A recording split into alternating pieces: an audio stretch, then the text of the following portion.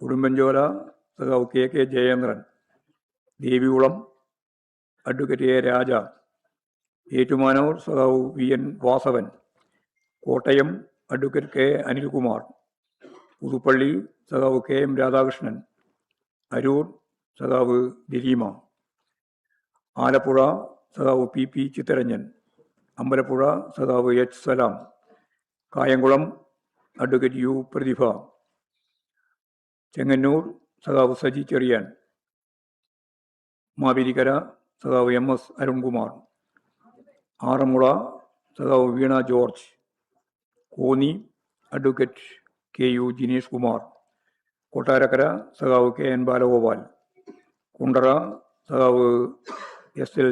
സജികുമാർ, ഇരവിപുരം സഖാവ് എം. നൌഷാദ്, കൊല്ലം സഖാവ് S. Jayamohan, Varkala advocate V. Joy, Attingal സഖാവ് OS. Ambika, Vamanapuram advocate DK. Murali, Kazhakkoottam സഖാവ് കടകംപള്ളി സുരേന്ദ്രൻ, വട്ടിയൂർക്കാവ് അഡ്വക്കേറ്റ് വി.കെ. പ്രശാന്ത്, നേമം സഖാവ് V. Sivankutty, Kattakkada advocate IB. Satheesh, Aruvikkara advocate G. Stephen, Neyyattinkara സഖാവ് കെ. ആൻസലൻ, പാറശാല സഖാവ് സി.കെ. ഹരീന്ദ്രൻ. ഇത് പാർട്ടി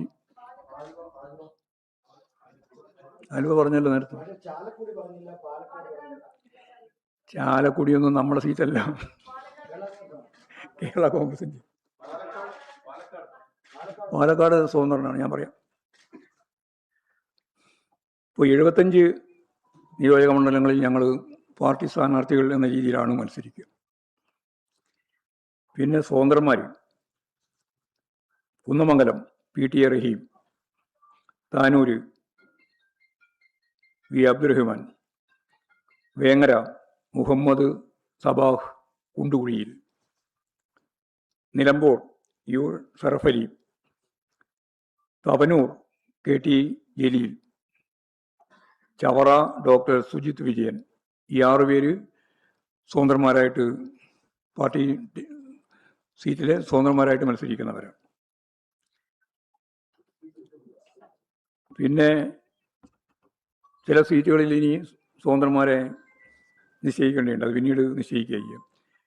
കൊടുവള്ളി, കോട്ടക്കൽ, കൊണ്ടോട്ടി, തിരൂര്, പാലക്കാട്. ഇത് സ്വതന്ത്രന്മാരാണ് മത്സരിക്കുന്നത്, അത് പിന്നീട് തീരുമാനിക്കും.